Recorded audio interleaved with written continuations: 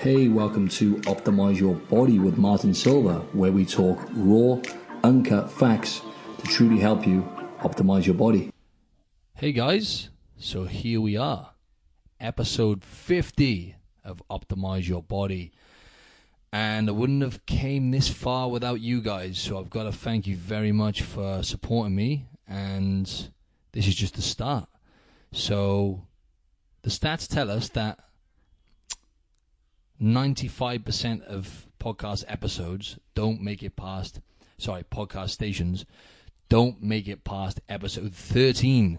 So I'm privileged. And I'll be honest with you, I went into this just not with much of a game plan, just, with a goal to reach more people and get my message across, if you like, and, get to interview, aim to interview some interesting people and go from there, really, and try and add value to the world, as cheesy as that sounds. My goal is to add value to as many people's lives as possible when that comes to health and fitness. And yeah, it's been one hell of a ride. I've got to interview some of my idols, so I've just got so into the process, if you like. I'm enjoying the process so much that I've kind of forgot about, all the worries and work that goes into it as such, because it is work and it is a grind. But when you're interviewing people who you look up to, such as my good friend Jamie Alderton, Grenade J, and Sal from Mind Pump Media. Now, you guys might not even know who they are, but they're like mentors to me, and I've managed to get them on the show. And yeah, but recently I've had loads of interesting guests, and it's been incredible. But it is a grind, folks. I'm not going to lie to you. I went into it knowing it was going to be quite hard work. But at the start, I had my friend who was producing and doing all the sound and all the technicals, everything for me, really. And I was literally just doing the podcast, which is the easy, fun part. That's the fun part. I love that part. Even right now, it's a bit more. When you're doing a solo episode, though, it takes a lot more motivation and thoughts, if you like, because it's very weird. I'm sat here now in the room. It's a Friday evening, 6:15 p.m. on a Friday. I've come home. My girlfriend's like, oh, let's get freaky and stuff. And and I'm like, I can't. I got to do a podcast. I got to get one out there. You know what I mean? So, and that's real as well. That's for real. Anyways, where was I going? That's what happens. See, when you do them on your own, you just end up just talking shit to yourself. So anyway, I'm sat in my bedroom, on the bed. Picture this now, against the headboard, right? I've got an old school microphone, so I'm holding the mic. I'm sat with my legs crossed on my bed, old school. This is where it all begins, right? So I haven't got a studio. And that's the thing. If any of you are thinking of starting up a podcast, you don't need any fancy equipment. You literally just need a microphone. So if you're thinking of doing it, don't hesitate, because this space is moving exponentially now, right? I mean, anyone can do a podcast now, and it's kind of a good and bad thing, but it's more and more competitive now. So yeah, anyways. So just a little roundup, folks, that was. And I mean, it's been incredible. I've learned so much about myself as well because of the minds I've had a chance to kind of dive into, if you like. I've managed to interview and speak to some of the most intelligent people I know, really, and very successful people. So it's helping me grow and evolve doing this podcast. So anyways, enough of that. Today's episode is to help you guys out over the festive period or Christmas period. Now, I live in Sydney, Australia, as most of you know, and over here they call it silly season. So I'm going to have to try and appeal this to everyone I'm going to have to try and appeal this episode to the masses because roughly a third of my listeners are from Australia. Okay, let's just say about 25% are from Australia, my listeners, 25% from America, and about 25% from the UK, and the rest are from different parts of the world. So here in Australia, they call it silly season, and it is silly because people literally at the beginning of December start drinking and going out and socializing and having fun right through till the end of January. Because remember, it's peak summer over here, right? It is absolutely crazy. But obviously, where I'm at in my life now, I still enjoy myself, but I would enjoy myself and go out and stuff like that. And obviously drink alcohol, eat shit food, whatever. Mainly just drinking alcohol though, probably. It's different to the UK, see? So the UK, they have a few weeks where, you know, it kind of merges into a few weeks. People have off work and whatnot. But over here, it's like a month or two. It's crazy. So I'm here to help you guys. And in America, I don't want to leave America out either. But the big day in America is Thanksgiving. That is the biggest day, a few days for indulgence over there. But I know they still get stuck in over Christmas. So, once again, going off on a tangent, I'm here to give you guys my 5 top tips, okay, for maintaining your shit, essentially, over the Christmas period. So, my 5 tips for staying in shape over the Christmas period. And I'm going to put a blog out there as well so you can see the blog. But, yeah, it's going to be really helpful for you because it's, you know, stuff you pretty much already know, but hoping with my influence and stuff, I can help you apply some of these things because I've trained so many people and I still do. And over the Christmas period, they sabotage, a lot of them do. It's such a battle for people to try and stay in shape and not actually pile on lots of pounds over the Christmas period because we go from our usual routine, whatever that may be, to not moving as much, indulging much more, much more, and drinking alcohol and whatnot, and just generally just doing a number on ourselves, right? So if you can mitigate a lot of the damage, because I have known people to put on crazy amounts of weight over Christmas, like really unhealthy amounts of weight, and I used to do the same when I used to not really know much. When I used to just basically have a shit relationship with food and just used to binge and eat everything in sight. Basically, it was an excuse for me to go, right, okay, I've been training, working. Now it's time to hit that off button, and boom, it's like a symptom eruption. That's what I call it. I actually stole that one, but who cares? I call it symptom eruption because you kind of like, you know, you kind of, this is a bit extreme, but it's an example. You're cutting back, restricting, and then you just go all out. That's a bit of a different context though, right? But once again, going off on one a bit, you kind of go from your usual routine, being relatively healthy or whatever you do, to just literally screwing yourself up. So my 5 top tips, okay? My first one is to stay active, okay? Now, the thing is, like I said, we sit down more. We don't move anywhere near as much generally over the Christmas period, right?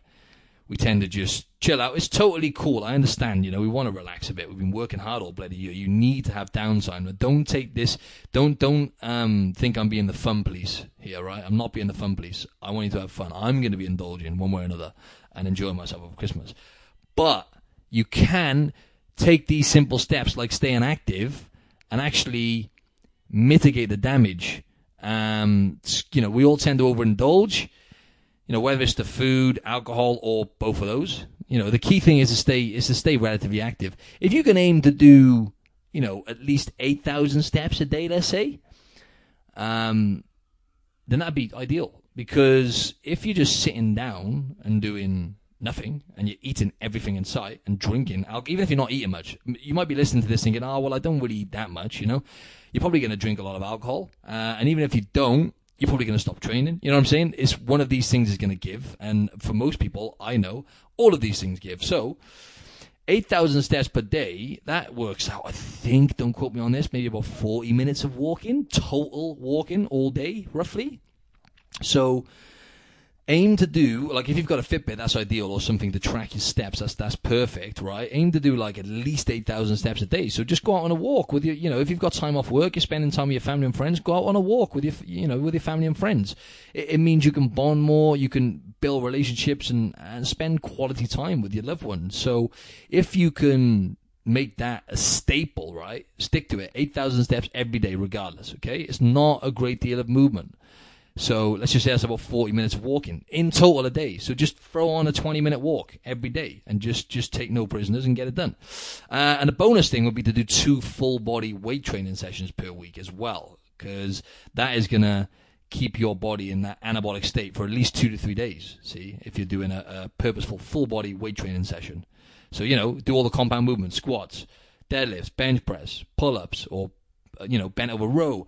just do a full body workout twice a week if you can over that period. If you're going away on holiday or whatever, or if you haven't got access to a gym, it's totally fine. Maybe just do some body weight stuff, but as long as you keep those steps up, that's the key thing. Second tip, eat some healthy meals, for God's sake. Don't hit the off button, because this on or off mentality is not the way to go for long-term success with your mind and body.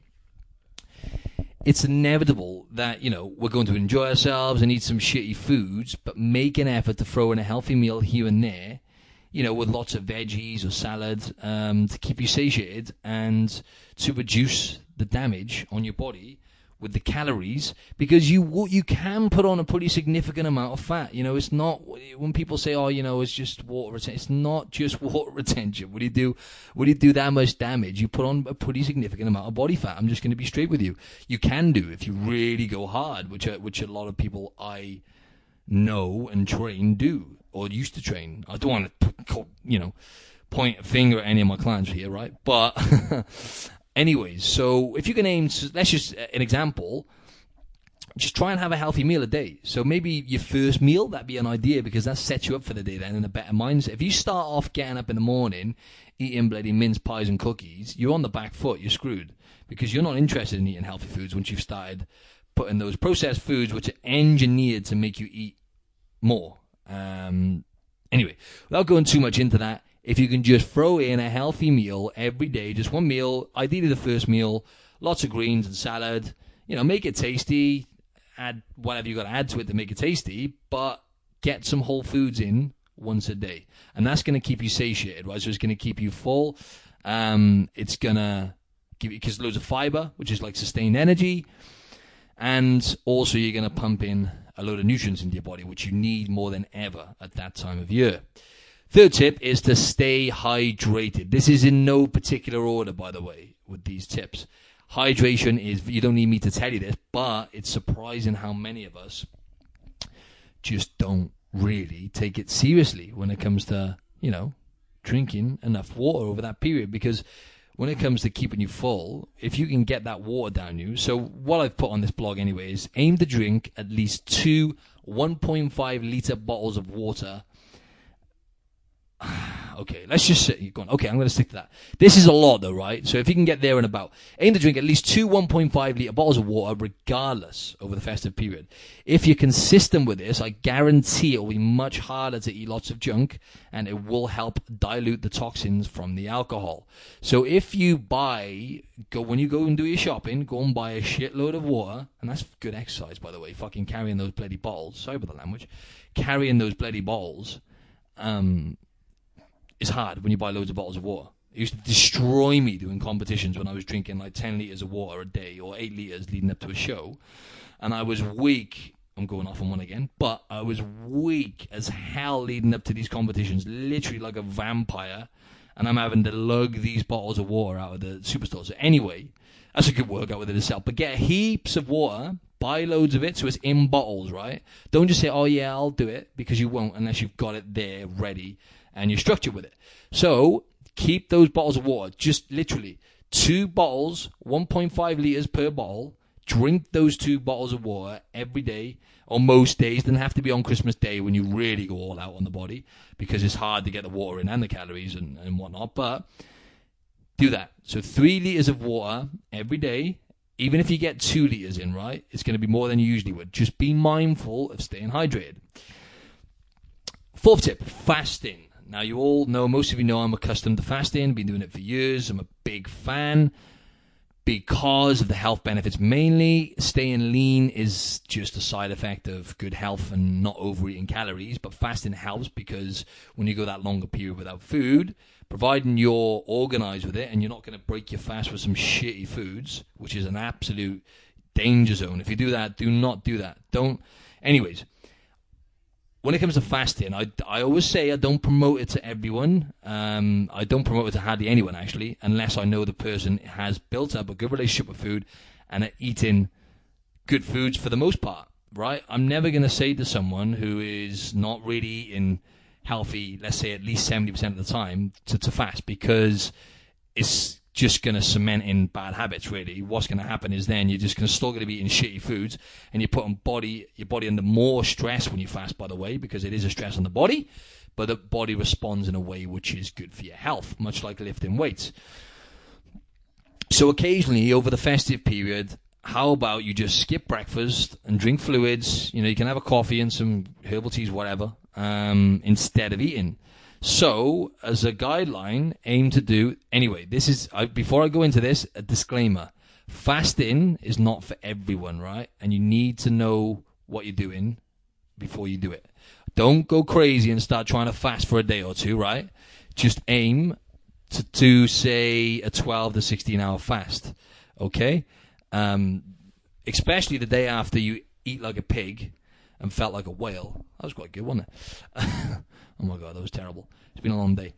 It is vital that you break the fast with a healthy meal, though, right? Otherwise, you will most likely overeat and defeat the purpose. And if anything, do more damage, right? If you're going to break your fast with a meal which isn't dense in nutrients, you're going to most likely end up overeating because you haven't eaten for a while. So it's an evolutionary thing, right? If you've got food in front of you after you've gone a period without food, guess what? You're going to try and eat the fuck out of it, because that's how we are here today. If we had food in front of us, or we caught an animal or whatever, we would eat the fuck out of it, right? Excuse the language again. So, yeah, if you're going to fast, right, for example, you've just ate like an absolute savage, right? You've literally, plowed through everything. Like, for example, when I'm in the UK, in Australia, it's different. The lifestyle is different out here. It's peak summer. I'll go around my girlfriend's house, her parents' house, and have food around there. They have traditional kind of foods, but it's not like back home in the UK where it is just a copious amount of food on Christmas Day. I think the last Christmas Day in the UK I ate about 7,500 calories. That's binge eating, essentially. But it's a lot of calories, right? So if you eat like that on, say, Christmas Day, how about on Boxing Day, you just skip breakfast? So if you were to finish eating, let's just say at 8 p.m. on Christmas Day, how about you try fasting until about, I don't know, maybe 12 p.m. the next day, and just drink water and have fluids, and then break your fast with a healthy meal, with lots of veggies, some lean meats, or some meat that's left over from Christmas Day, which is ideal. Like, we always have gammon left over back home. Yeah, so if you can do that whenever you overindulge in general, if you can just try and maybe skip breakfast, it's a great way to actually teach, to build up to getting your body into ketosis as well. I'm not sure, a lot of you might have heard of the keto diet. You can hear that word, it's like a buzzword now being thrown around everywhere. Keto, which means when you essentially eat very low carbohydrates, lots of fat, and moderate protein. Skipping breakfast is the first step to putting your body into a state of ketosis, which has been proven to be really, really good for the body. When your body releases ketones, I'm not going to go too much into this, it's anti-inflammatory, so it helps your body heal. Also, you are not pumping out insulin, okay, which means that you're not putting yourself into maybe a fat storing mode. So your body is chewing away at fat, and generally you're in a fat burning zone. Lots of other benefits as well. One of the big benefits is the mental side of it, because it's really, really good for brain health. Anyways, I went off on one a bit there, but that is just a good tip for you. Skipping breakfast, if you can get used to doing that occasionally, it actually teaches you a lot about your body, because you realize, actually, I'm probably just eating breakfast out of habit. Just like if you were to get up on Boxing Day, go into the kitchen, there's going to be probably loads of foods and cake, and go, ooh, I'll have some of that. I'll have I don't know, let's just say some apple pie for breakfast. You're on the back foot. So try and do that. If you eat like a pig and feel like a whale, then how about you just skip breakfast the next day and break your fast with a healthy meal, though, right? It's key you do that. Anyways, the fifth one may sound a bit cheesy, but be present, okay? And what I mean by that is a reason why the present is called the present, because it's a gift. Oh my God, that's cheesy. That makes me cringe. Read that in the book. Sorry about that. Yeah, be present. So, when you're around your family and stuff, let's face it, our loved ones are extremely important to us, right? So if you can just spend, really focus on, really make an effort, because, listen, we only get one life. Again, this is really cheesy, but the here and now is all we have, right? So when you're with your family and you get this really precious time with your family over Christmas and New Year and whatnot, when you're around the table eating food together, focus on really engaging in conversation and listening to them and having a laugh and whatever, rather than, like I used to do, just focusing on, oh, look at this food my mum's made. Oh, yeah, let's get this down me, this big, massive roast dinner, Yorkshire puddings. And I'm dribbling right now.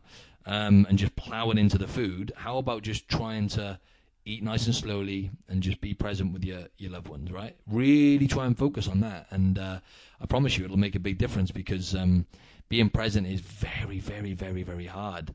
We're always distracted nowadays by our phones, we're overstimulated with our phones, bloody, and then even eating's a massive distraction. I always say to people, food is a drug. It's no different to, in a sense, okay, this is a bit extreme, sniffing cocaine. Food can be used the same way. It's a distraction. It can be used as escapism, which is why we're facing this epidemic of obesity right now, because people are using it as a drug. So try not to use food as purely just pleasure. It is very pleasurable, and enjoy it, and I'm not being the fun please again. Enjoy the food, enjoy the alcohol, but really make an effort if you can this Christmas to be present with your loved ones. And that'll help you focus on your family and friends instead of food, alcohol, and whatever else you've got in front of you. So I hope that was helpful. I hope that helped a lot of people. I mean, that sounds a bit much, but I hope you got some takeaways from that anyway. And even if you can apply one or two of those things, because when I'm talking about the festive period, I'm talking about a few weeks, right, for most people. So let's just say on average it's going to be 2 weeks, the festive period, right? You can do a lot of damage in that time if you're not mindful. And I know a lot of you listening to this are already into your training and fitness, and you don't want to kind of feel shit about yourself going into the new year, right? So who wants to go into the new year? 2019, folks, 2019. Jesus, where has time gone? I'm 31 years old. Oh my days. 2019. Let's go into 2019 all guns blazing, taking no motherfucking prisoners, right? Let's go in there and let's go in with a bang, and let's go in on top form. I hate all that new year, new me bullshit, but come on, let's be a better version of ourselves in 2019. Let's really try and I'm going off on one here once again. Anyway, I'm going to do another episode with my man Andrew Bond. It's going to be a great episode. I'll probably pump that one out in between Christmas and New Year, just before the New Year starts, and that's going to be how to attack the New Year on the right, in the right zone, if you like. So what else was I going to say? Yeah, I guess that's pretty much it. I don't want to keep you on for too long, folks. I don't like banging on too much when I'm doing an episode on my own. I know how much you all love my voice. No, I'm joking. But, I'm just saying now. What am I doing? Anyway, seriously now. So next year, my Mr. Bond Fitness, at Mr. Bond Fitness, go and check him out at Mr. Bond, like Andrew Bond, like James Bond, Fitness on Instagram. Go check him out, because we're collaborating. We've got a website which is going to be launched very soon, and we are going to be jumping into the online coaching space big time. So, if you want to learn, the main thing is, when I do online coaching, the most important piece is nutrition, okay? Because that's what I find myself spending most of my time helping people with, is the nutritional side of it, because it is an absolute minefield. I always try to lock people in. Well, I always do lock people in for 3 months, and that's not to make money out of them. I'm really not driven by money. Obviously, money helps, and I need that shit. Don't get me wrong. But I want to get people results. So I need to figure out your body. We need to know what's going on. So, 3 months is kind of the time it takes for you to start learning about, because anyway, what I was going to say is, online coaching, I'm going to be getting into that space again now, and in the new year, we have some slots available. Okay, so it's going to be mainly coaching you through the nutrition side of it, but also putting top level training programs in place for you. Now, training programming is very, very complex, and everyone is very different. The problem is nowadays with the online coaching space is there's so many shit coaches out there. And don't get me wrong, some of them out there, there's some great coaches. First of all, I want to see there's some amazing online coaches out there, and I'm very happy to see that because people are now getting helped on a digital level, which is awesome. But there's so many shit ones out there. And the thing is, a lot of these people who are coaching people online haven't actually trained people face to face. A lot of these people are, they're very clever with technology and whatnot, and but when it comes to training, I've trained over 1,000 people for sure, and I've been doing this for a long time. And training people is very, very important if you want to coach someone as a personal trainer online, I believe, because seeing how people move and knowing the mechanics of the human body is very, very important. There's a lot to it when it comes to training programming, is what I'm trying to say anyway. So training programming is included as well, and it's going to be adapted to the individual. Also, there's some other stuff we're adding in there as well. So if you are interested in online coaching, then please feel free to drop me a direct message if you follow me on Instagram at Martin Silva Fitness, or you can just send me an email, which is martinsilva@hotmail.co.uk. And folks, stay tuned for episode 51, where I had Dr. Narala Jacobi, who is a gut health specialist here in Australia.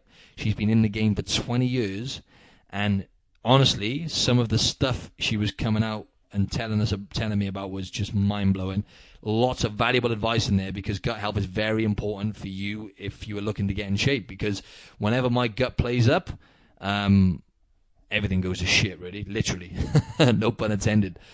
But she was talking about everything from like eating too much protein to how to strip body fat from getting a healthy gut, fasting, and lots of other stuff, which she managed to simplify for us. So stay tuned for episode 51, which will be launched next week. That is going to be a gem. Thank you very much, folks, for listening to me for around about half hour. Really appreciate it. It's now the weekend, so have a good weekend. You might not be listening to this, though, on a Friday, come to think of it. Anyways, I'm talking shit again. I'm going to sign out, folks.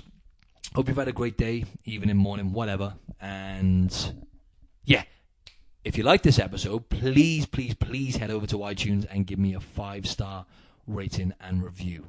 Don't have to give me 5 stars, but please give me an honest rating and review. It would be much appreciated, and you do have to give me 5 stars, okay? I'm just trying to be humble there. Thanks, folks. Love you and leave you. Peace.